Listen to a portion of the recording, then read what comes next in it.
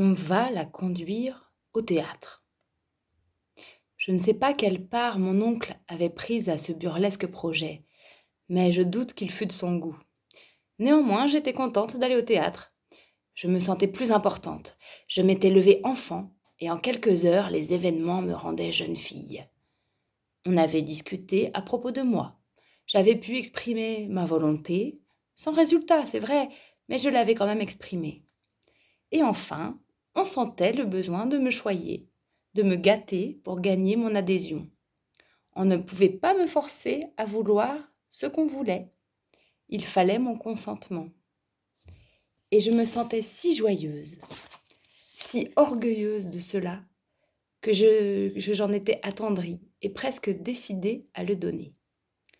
Mais je me disais que tout de même, je me ferais prier. Après le dîner, on s'entassa dans un fiacre, maman, mon parrain, mademoiselle de Brabander et moi. Mon parrain m'avait fait cadeau de 12 paires de gants blancs. Montant le péristyle du Théâtre-Français, je marchais sur la robe d'une dame, qui se retourna en m'appelant « petite sotte ». Je me reculai vivement en arrière et rencontrai le ventre énorme d'un vieux monsieur qui me repoussa brutalement. Une fois installés, tous dans la loge de face, moi au premier rang avec maman, mademoiselle de Brabander derrière moi, je me sentis rassurée.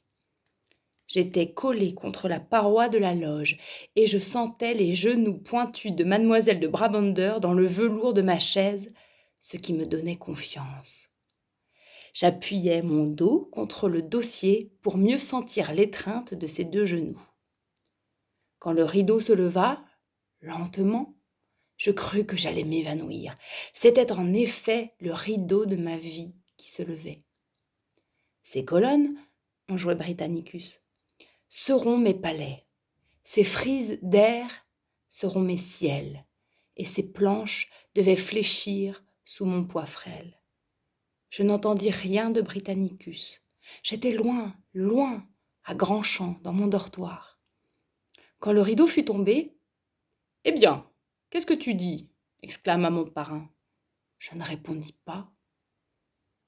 D'un tour de main, il me tourna la tête. Je pleurais des larmes lourdes, lentes à rouler sur ma joue, de ces larmes sans sanglots, sans espoir d'être jamais taries. Mon parrain haussa les épaules et sortit de la loge en faisant claquer la porte. Maman, impatientée, lorgnait la salle.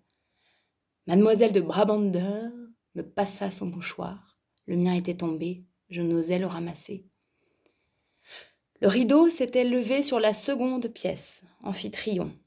Je fis un effort pour écouter, afin de plaire à mon institutrice, si douce, si conciliante. Je ne me souviens plus que d'une chose, c'est que je trouvais Agmen si malheureuse que j'éclatais en sanglots bruyants, et que la salle, très amusée, regardait dans notre loge. Ma mère, irritée, m'amena avec mademoiselle de Brabander, laissant mon parrain furieux, grommelant « Qu'on la fiche au couvent et qu'elle y reste, bon Dieu de bois! Quelle idiote que cet enfant !» Tel fut le début de ma carrière artistique. Sarah Bernard, Ma double vie, mémoire.